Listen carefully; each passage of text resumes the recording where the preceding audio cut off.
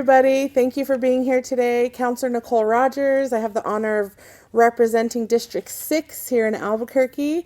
And we're here today to talk about O-25-102, our rental practice ordinance. And I brought some friends with me today, really to talk about the importance of why we're doing this now and how we're going to work with our state partners to continue to strengthen our processes.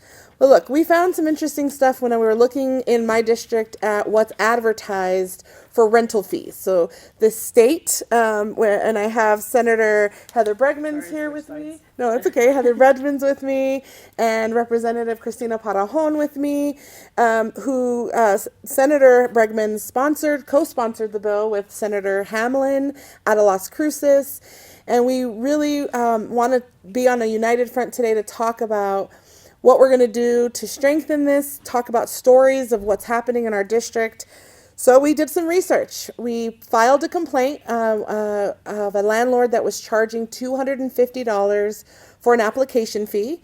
Because of the work of these wonderful folks behind me, that is illegal, according to state law in New Mexico as of July 1. There is a cap on application fees of up to $50 per application fee. So the enforcement is supposed to be, we file that complaint with our AG or Department of Justice. We found that complaint got kicked to the City of Albuquerque's Consumer Protection Department.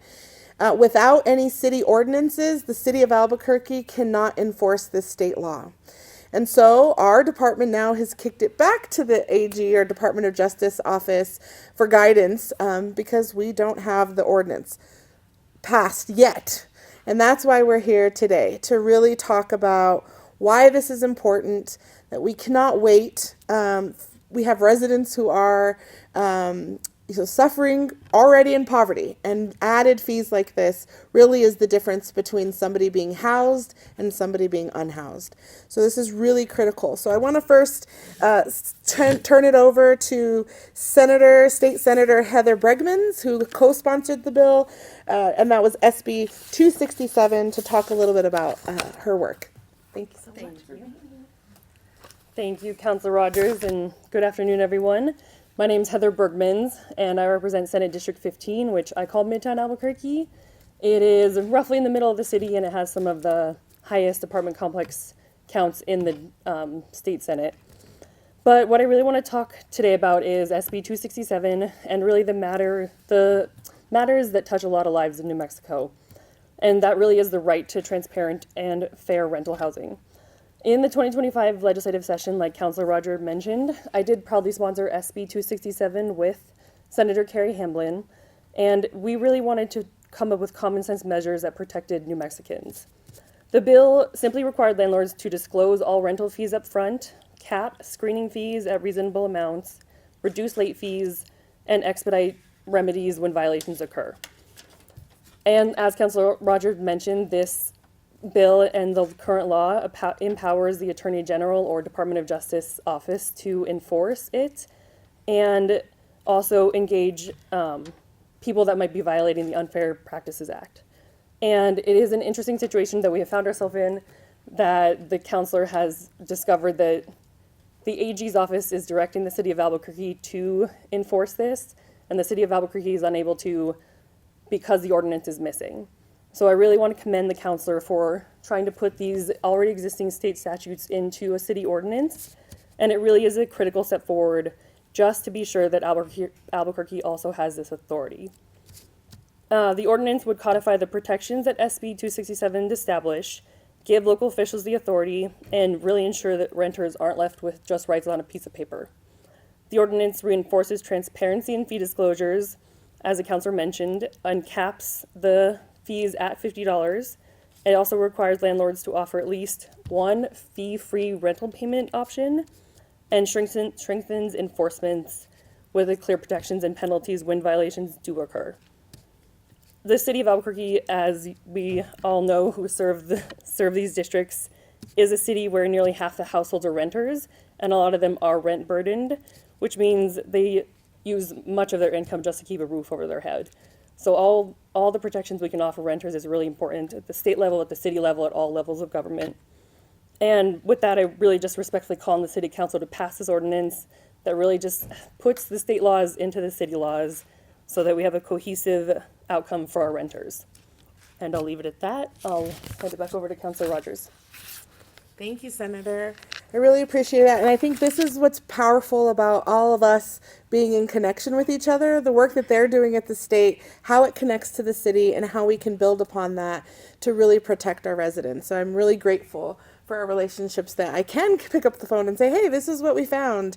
And we can work together on what we can do to make sure we're keeping, we're upholding our laws, our state laws. Next, I want to turn it over to Representative Cristina Parajon in the House to talk a little bit about this as well. Thank you for being here. Thank you, Senator Rogers. I'm sorry, Councilor Rogers. Upgraded you. Promotion. Good afternoon, everyone. My name is Cristina Parajon, and I represent House District 25. I got my career started right here at the city with many familiar faces here today, and I worked in housing and homelessness. And what I saw every day for people who were experiencing homelessness is that one thing brought them to that point that everyone had in common, and that was eviction. At some point, they had had an apartment. At some point, they had had a living place, and then they didn't. And then I worked at the city of Albuquerque at New Mexico Legal Aid, and I got to work and see where those evictions were coming from. I worked with a woman who owed $10,000 to her landlord and was being evicted. Those $10,000 weren't unpaid rent. It wasn't unpaid rent that she had. They were the cause of fees. A garbage pickup fee that had suddenly appeared on her account. A new technology fee. A late fee on her rent. Fees sometimes that were even more than what she owed in rent were being charged because she was late on that rent. And this snowballed and snowballed. And this was a mom. She had kids. It was hard. And that's why I supported this bill when it was in the House and when it was in our state legislature, because I saw the real impact that fees were having on people who were having these experiences. I was in the room when Councilor Rogers brought this bill to the council chambers, and I saw how much passion this counselor has, how much Councilor Rogers has worked with different entities to try to make this bill as reasonable as possible. I saw how frustrating it was to not be able to pass something, and I saw how incredible she was because she was willing to give it more time, to have more feedback, and for it to be an even stronger bill. And so us in the state legislature, I got involved in this because I worked in housing and homelessness, and I saw that there needed to be stronger laws at the state level. But again, it's the people on the ground, it's our city councilors, it's the people here working in this building who are going to enforce those rules and ensure that we have a fair system, that things are more fair for people here, and that things are in the city more affordable. And so I really want to commend Councilor Rogers for bringing this forward. I really hope that the City Council can continue to work together to codify the protections that were established in SB 264 directly into city law so that those local officials can have the authority that they need for enforcement, ensuring that renters aren't just having these beautiful rights on paper, but that there is also a mechanism to hold violators accountable. Thank you. Thank you, Representative. It was really awesome to have you in the room that night, too. We have some amazing folks that are doing this work every day to help renters through, issues with landlords, and especially eviction prevention. And look, in District 6, we know that that's the epicenter for homelessness in our city. And we know that eviction prevention, if we can help someone stay housed, it's much easier to keep them housed than it is to try to get them rapidly rehoused. And so eviction prevention is something I'm really passionate about. And I got to meet Winter Torres when she was here at the city and I was in equity and inclusion, really fighting the good fight. And it's really awesome to be able to see the work she's doing now with New Mexico eviction prevention. And I want to ask her to come up and from her expertise and what she's seeing every day, talk a little bit about what she sees. Thank you for being here. Councilor. Thank you. Hi, thank you for being here today and paying attention to this issue. My name is Winter Torres, and I am the CEO and founder of New Mexico Eviction Prevention and Diversion. I know, it's kind of long. And we got our start during COVID. We were the court-connected option for eviction prevention so that people could access emergency rental assistance. And we still do that in some parts of the state. And we do sort of informal shuttle mediation between the landlords and the tenants to try to get their rent paid or to resolve whatever issue is ongoing. I'm an attorney licensed here and in Colorado, and one thing that I've really noticed is there is no housing enforcement at any level with any entity. So that is particularly so now that we are under a new federal administration. So there is nobody to really call and say, there's lead paint exposed or there's wires exposed or any of the various violations that it can occur, Section 8, all sorts of things. And so when we got this one bill passed, it was a big coalition of folks, got this bill passed last session, we were very excited, and we were very excited that the Attorney General's office was on board to help enforce and the tie-in to the Unfair Practices Act, which most states use to regulate housing. And so I sort of thought, I would come to the council meeting and thought this shouldn't have any problem.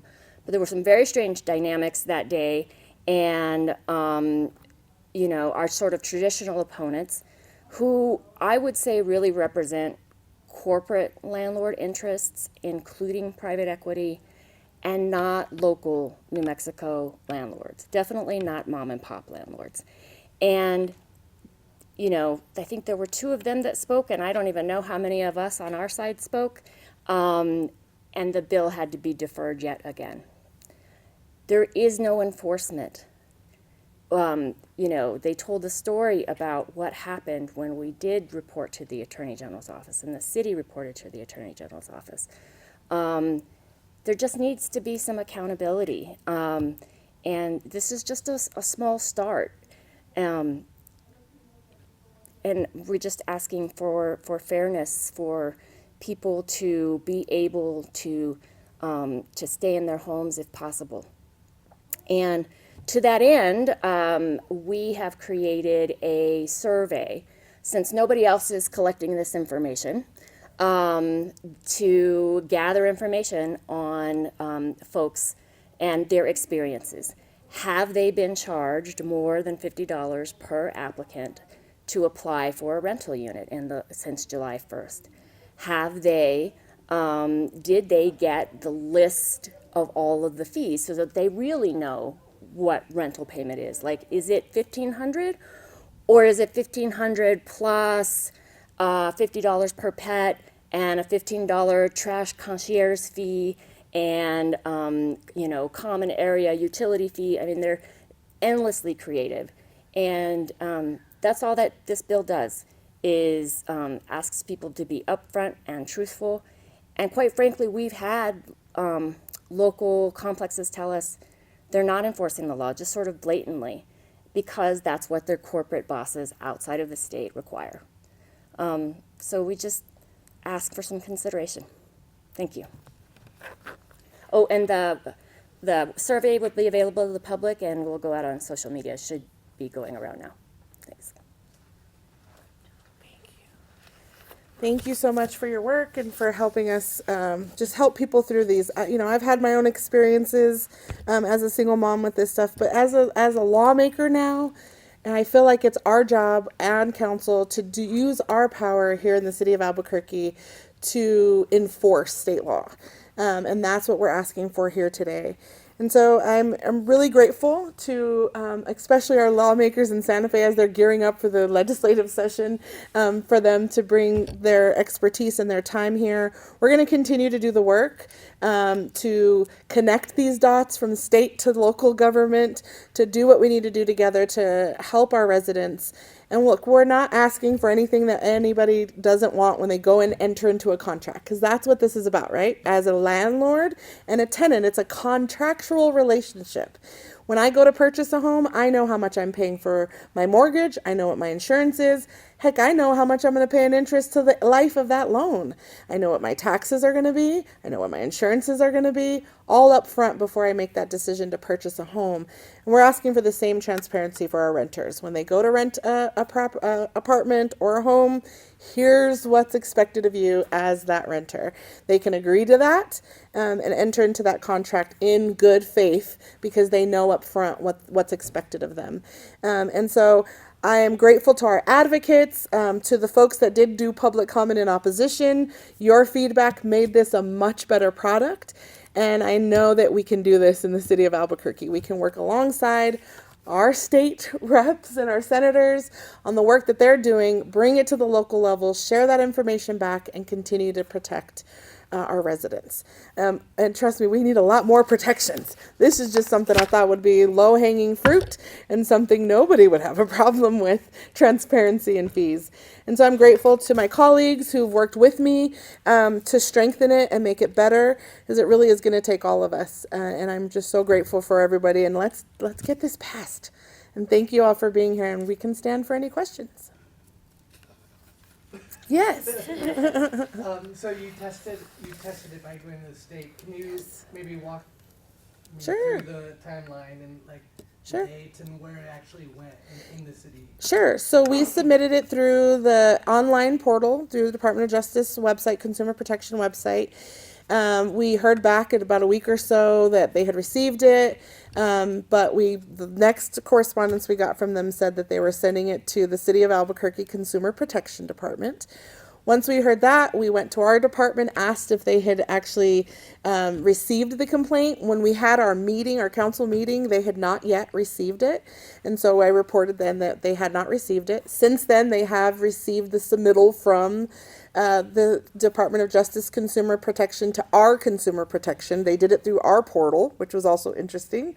And then we heard from our Consumer Protection Department that they have kicked it back to the state. That was just this week or the end of last week, saying that they are sending it back to the Consumer Protection at the state because we do not have ordinances in place that will allow us to enforce them. And so that's exactly why this is needed. Because in the meantime, for the last 6 months, we're doing this. And we have folks who are getting charged higher fees than is what allowed already in state law. And so I'm proposing that the city stop doing this. We stop doing that. And we take ownership and we come alongside and help. And I'm committed to still doing the work with our state partners, with the AG's office, to strengthen those protections. But there's no reason we have to defer that power because we can do that. We'd have a list of city ordinances that we already do this with, where there's state statute and city ordinances. And so we don't say for criminal, let's talk about the criminal side. We don't say, well, the state has speeding laws and the city has speeding laws, so APD shouldn't worry about speeding. State police should do that, right? We don't do that. That's crazy to think about, right? Why are we suggesting we do the same thing here? And I think that's the point, is we don't need to defer our power. We can also come alongside and help the AG's office and do some enforcement for the city of Albuquerque. And I remember it when it was in council, I forgot the general's name, but he talked about like getting duplicate fines. Is there something that will stop that from? Yes, absolutely. And that was, I think Ellen Lasek from our apartment association brought up the duplicative nature of fees, and that was a good point. But our code enforcement already has processes for that because we have a lot of overlapping laws in environmental protection, in human rights laws, source of income. That's something that's different, right, that we have here at the city of Albuquerque. And so I think we have processes, but even though I know we have those processes, I'm still adding an amendment next meeting to expressly say that if they can show proof they've already been fined from the AG, and they've cured it, then no fee is going to be imposed at the city of Albuquerque. And that's what this is. This is not, hey, you did this wrong thing and we're going to fine you right away. We give them time to cure it. Return the fee. Fix your online website, and no fine will be incurred. It's really about the education through this action. This enforcement action is also an education process, right? So we're also going to add amendment to make sure that the city is doing education for the landlords and the tenants. once this passes. I'm going to be positive once this passes. So, yeah, so I think those are all good valid points. And I think that's the beauty of all of us working. I just want consensus. You don't have to love it, just have to be able to live with it. And I'm hoping that's what we can get towards. And if it passes, when would everything take effect? Yeah, for the city, it's about once the mayor signs it, it takes 15 days, or 10 days actually, for it to be enacted. All right. And so, I mean, Senator. Yeah. So you passed 267 at the state level. Do you know why the Attorney General's office isn't enforcing it? That is a great question. And I'm really thankful that Councilor Rogers did this sort of secret shopper experience to find that out and learn that the Attorney General's process was going to be sending it back to the city. And now everyone's doing this, as she said. That's definitely something my office will also be following up with the Attorney General's office. And we really want to figure out why that's happening and if there's something we have to tweak in the law to make it even more explicit. I think New Mexico in general needs better consumer protection, which I think we've also found out from this experience. And so, however, that might be an additional piece that we'll look at in the future is how can we really beef up the Attorney General's Consumer Protection Bureau also. So we will get to the bottom of it for sure. Should the legislature fix the state enforcement instead of cities having it do it themselves? Like. Yes, the legislature should definitely, I mean, it is a state law and it maybe whatever mechanism we can think of or we need to change or create or amend that will make this process easier for everyone involved is what needs to happen. And so we're definitely going to look into how we get there. But the statute says it should be handled by the Attorney General and we need to figure out why it's not. Yeah. Yeah, but I think in the meantime, we don't have to wait. The Definitely. city of Albuquerque can, within city council, we can take a lead on this. And I'm all in to advocate for more resources for consumer protection at the state, because let's be real, like that is probably one of the underfunded departments at the Department of Justice is consumer protection. When we were going through the minimum wage conversation and we saw how much wage theft was an issue, right? Those things I'd rather them be working on that. Child abuse cases, other things that take more precedence while we can handle these types of things. And so I'm going to continue to work with my state partners, but that is not a reason why the city of Albuquerque shouldn't take the lead and do what we need to do to protect our residents and not pass the buck. And because we don't have to, we have the power to do that, just like we have so many other city ordinances that help with that. Again, I will say we're not going to take the stance of the state police should be doing it then, and not APD. And that's what I want to say is that we have the power and we should do this.